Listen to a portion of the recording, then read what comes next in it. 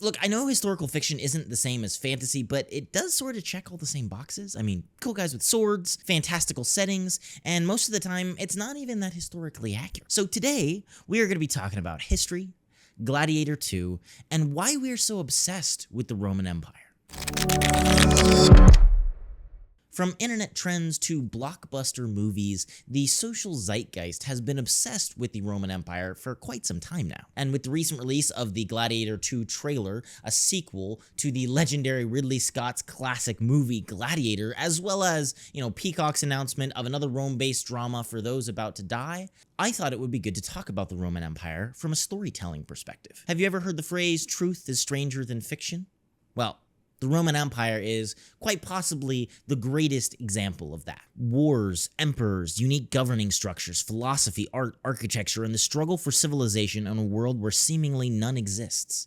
Not only was the Roman Empire the foundation of Western civilization in Europe, but in its 500-year lifetime, this great empire manages to encapsulate humanity in all of its failing glory. It's an epic drama, and the perfect backdrop for any story.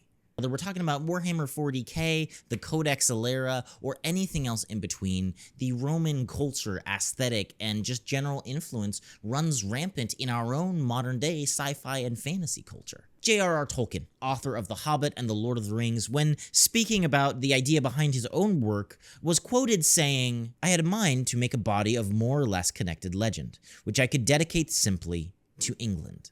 A myth, if you will." So if the grandfather of fantasy himself set out to create a myth for England and in so doing birthed the entire kind of subgenre of fantasy, it makes sense that many of the sci-fi and fantasy authors of the present day would look back at our own myth and history of Europe and take great inspiration. Now, of course, there are other nations, cultures, and empires which could serve as reference for fantasy worlds, and I certainly think that trend is becoming a lot more popular in modern-day fantasy. You're seeing a lot more kind of diversity of culture and magic systems and aesthetic in fantasy worlds. But I still think the Roman Empire prevails because it is just so influential to our current-day culture. I mean, the word empire literally comes from the Roman Empire, and when talking about language, tradition, even religion, like Christianity, one of the most widespread religions of all time, was birthed in the Roman Empire, are still relevant in our modern day. For us, I think the Roman Empire is a simple,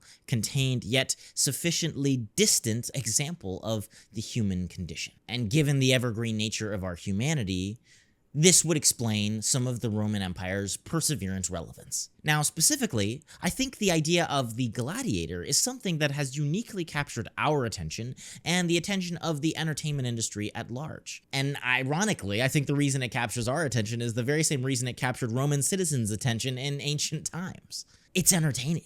And while I'm glad that we've currently ceased our mindless cheering for all-out bloodshed and murder, you have to admit that the reason franchises like John Wick are so successful is because of the unadulterated, unapologetic violence. Action is cool, and to see someone dominate their foes against all odds is and always will be cool. So it makes sense that movies and books about gladiators, or ones even featuring them, would also be popular. Though they started as religious practices and private affairs, gladiator games quickly became the show to see, and the legendary Colosseum became its most famous venue. The gladiator games were used in a plethora of ways, to execute criminals, to entertain and distract the masses, and to even recreate historical events and battles. An arena to create the most compelling entertainment possible. Sound familiar? It's a story, and placed in the center of it is the gladiator. The perfect antihero.